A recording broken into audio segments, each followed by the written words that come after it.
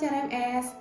Di video kali ini, saya akan menjelaskan contoh yang dapat membantu dalam pemahaman definisi manajemen risiko berdasarkan ISO 31000. Berdasarkan ISO 31000, risiko didefinisikan sebagai efek ketidakpastian terhadap sasaran. Jadi, untuk memahami definisi ini, kita akan membahas 3 konsep utama, yaitu sasaran, ketidakpastian, efek ketidakpastian yang berdampak pada sasaran.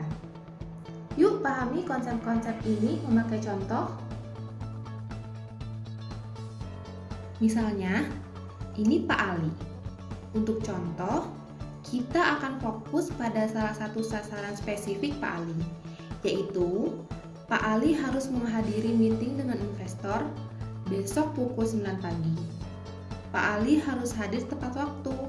Jika terlambat, meeting akan dibatalkan dan Pak Ali akan kehilangan investasi senilai 1 miliar.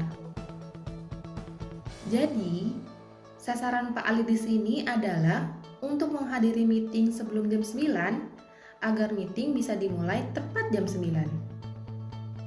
Selanjutnya, kita beri konteks tambahan untuk contoh ini.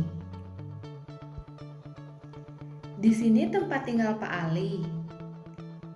Dan di sana lokasi kantor tempat meeting yang akan dihadiri. Untuk pergi ke kantor, Pak Ali harus naik taksi ke stasiun kereta dan memakan waktu 20 menit. Begitu sampai di stasiun, Pak Ali harus naik kereta menuju stasiun yang dekat dengan kantornya.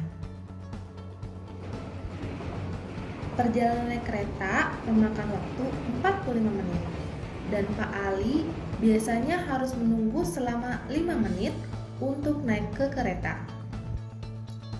Setelah Pak Ali sampai di stasiun dekat kantornya, Pak Ali harus jalan kaki ke kantor kurang lebih 10 menit. Jadi misalnya, Pak Ali ingin sampai di kantor pukul 8.55. Jika semua berjalan sesuai rencana, Pak Ali perlu waktu 80 menit perjalanan dari rumah ke kantor untuk menghadiri meeting.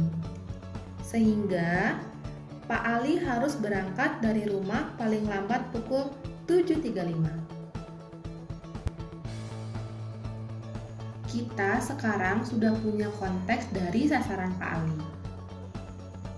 Mari kita bahas konsep kedua dari definisi risiko, yaitu ketidakpastian. Karena meeting ini sangat penting untuk Pak Ali, maka Pak Ali perlu mengelola berbagai risiko yang dapat mengakibatkan tidak bisa sampai ke kantor untuk meeting sebelum pukul 9.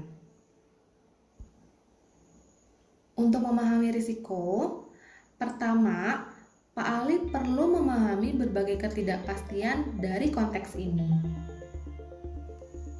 Agar contohnya sederhana, berikut ini 4 ketidakpastian yang perlu dipertimbangkan oleh Pak Ali.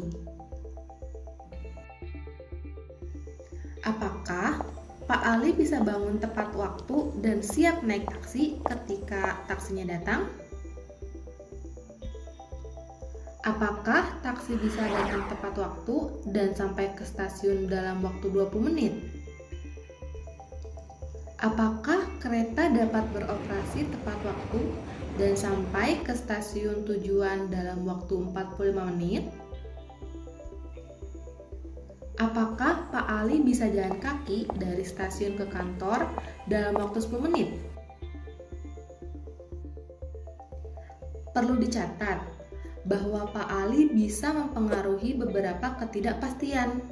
Contohnya, bangun tepat waktu dan siap ketika taksinya datang. Tapi, Pak Ali hanya bisa sedikit mempengaruhi atau bahkan tidak bisa mempengaruhi beberapa ketidakpastian tertentu.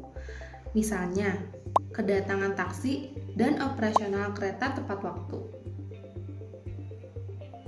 Terlepas dari pengaruh Pak Ali terhadap ketidakpastian, Pak Ali masih harus mempertimbangkan ketidakpastian untuk mencapai sasarannya, yaitu sampai ke tempat meeting sebelum jam 9.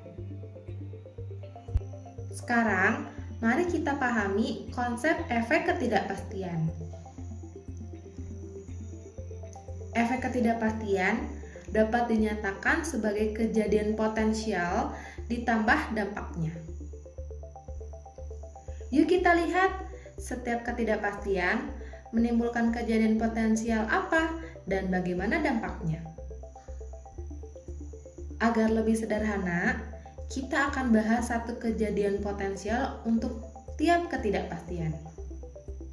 Untuk ketidakpastian yang pertama, kejadian potensial yang mungkin terjadi adalah Pak Ali terlambat bangun karena alarmnya rusak.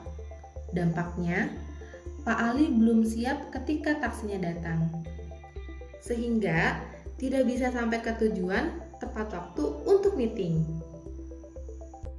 Untuk ketidakpastian yang kedua, kejadian potensial yang mungkin terjadi adalah terjadinya pemogokan para pekerja taksi sehingga taksi yang dipesan Pak Ali tidak datang menjemput.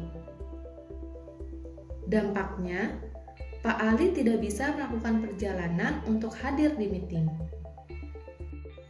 Untuk ketidakpastian yang ketiga, kejadian potensial yang mungkin terjadi adalah kereta mengalami delay akibat cuaca buruk. Oleh sebab itu, Pak Ali tidak bisa sampai ke stasiun tujuan tepat waktu dan meeting pun tertunda atau batal. Untuk ketidakpastian yang keempat, kejadian potensial yang mungkin terjadi adalah akibat ada demonstrasi politik, beberapa jalan sekitar kantor Pak Ali ditutup. Akibatnya, Pak Ali harus mengambil rute yang lebih panjang untuk menuju kantor, dan hal ini dapat membuat Pak Ali terlambat hadir di meeting. Sekarang, mari kita simpulkan contoh ini dengan menyatukan 3 konsep definisi risiko.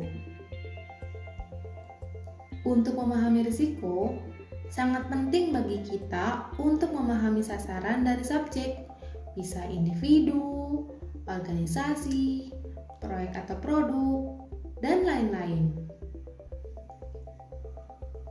Selanjutnya, kita harus paham konteks subjek tersebut, dan dari situ kita identifikasi ketidakpastiannya.